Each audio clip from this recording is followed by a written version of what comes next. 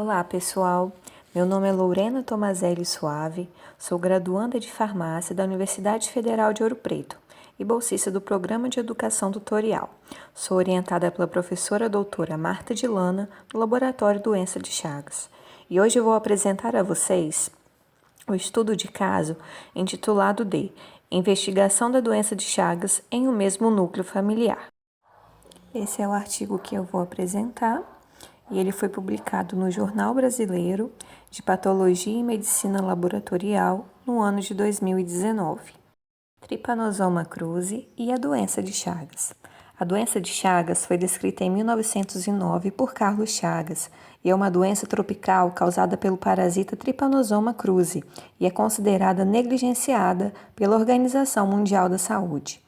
A sua transmissão para seres humanos e outros mamíferos ocorre principalmente pelo inseto vetor conhecido como barbeiro. Os mecanismos alternativos para a transmissão da doença de Chagas são muito importantes para o controle da saúde pública. Existe uma preocupação com relação a essas formas de transmissão, pois elas estão apresentando novas ocorrências epidemiológicas, sobretudo os casos orais e congênitos. Há 6 milhões de pessoas infectadas em 21 países da América Latina, de 6 a 7 milhões no mundo, e calcula-se que 70 milhões de pessoas estejam em risco de contrair a doença. Calcula-se que causa cerca de 14 mil mortes por ano na região. Agora vou apresentar o caso em estudo para vocês. Neste caso, 3 membros da mesma família foram detectados com doença de Chagas. Esses pacientes realizavam acompanhamento médico no ambulatório de moléstias infecciosas do Hospital das Clínicas da Faculdade de Medicina de Botucatu. A família natural e residente na cidade de Taquarituba, interior do estado de São Paulo, município considerado no passado como importante área endêmica da doença de Chagas. O filho de 27 anos, positivo, descobriu ser portador da doença no ano de 2012 e relatou que nunca havia entrado em contato com o vetor. A partir desse fato, então os membros da família, os outros membros foram convocados para serem examinados.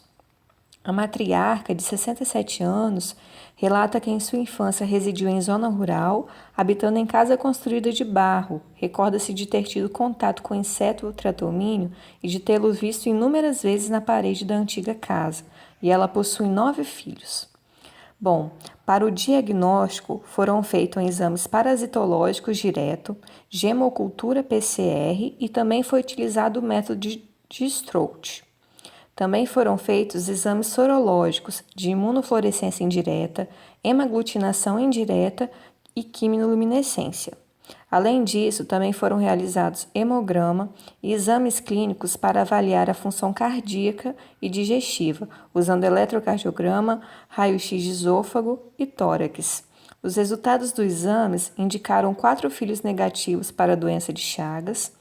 A mãe, uma filha e um filho deram positivo para a doença de Chagas e os outros 3 filhos se negaram a realizar os testes. Agora vou falar sobre exemplos de testes sorológicos para que vocês possam relembrar.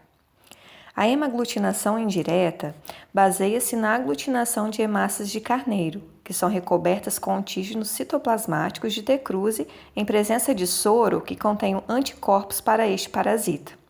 Havendo anticorpos anti-antígenos de T. cruzi, os mesmos formarão as ligações entre as hemácias, interagindo com os antígenos na sua superfície. Assim, visualmente, ocorrerá a formação de um manto nas placas de microtitulação, como mostrado na figura.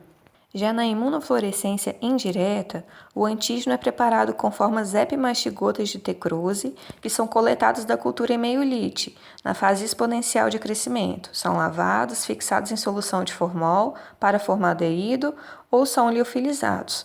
Os anticorpos do soro dos pacientes são colocados sobre uma lâmina contendo antígenos de T. cruzi. Os anticorpos anti-T. cruzi são revelados com o uso de anticorpos anti-imunoglobulina humana, que são conjugados à fluoresceína e observados ao microscópio de fluorescência. É importante lembrar que, embora esses testes imunológicos exibam uma alta sensibilidade, é comum a observação de problemas de especificidade devido às reações cruzadas com antígenos de outros parasitas, principalmente do gênero Leishmania. Por essa razão, que é critério da OMS, obrigatoriedade na concordância em pelo menos 2 de 3 testes imunológicos realizados nas mesmas amostras para definir a presença de anticorpos anti-T-cruzi. Vamos agora aos resultados das avaliações laboratoriais. Os métodos parasitológicos realizados nos pacientes chagásicos indicaram que eles não se encontram na fase aguda da doença, pois, como podemos ver na tabela, os exames de hemocultura, PCR e o método de Strout foram negativos, tanto para a mãe, tanto para o filho, tanto para a filha.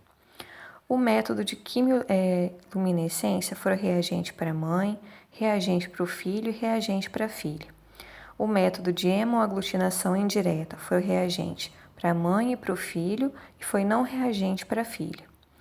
O exame de IFE, que é a imunofluorescência indireta, foi positivo para a mãe, para o filho e para a filha, e o hemograma dos 3 também não tiveram alterações. Bom, agora eu vou falar sobre os resultados das avaliações clínicas. Como a gente pode ver na tabela, no ano de 2013, a mãe não teve nenhuma alteração nos exames clínicos realizados, sendo classificada na forma clínica crônica indeterminada da doença de Chagas. Porém, em 2017, houve uma alteração no eletrocardiograma da mãe, o que indicou a evolução da forma clínica da doença, indo de crônica indeterminada para crônica cardíaca. Lembrando que a cardiopatia chagásica crônica é a manifestação clínica mais comum e possui certo grau de gravidade. Ela se desenvolve em cerca de 20 a 30% dos pacientes com disposições anormais no sistema de condução, arritmia, insuficiência cardíaca, tromboembolismo e bloqueios atrioventriculares.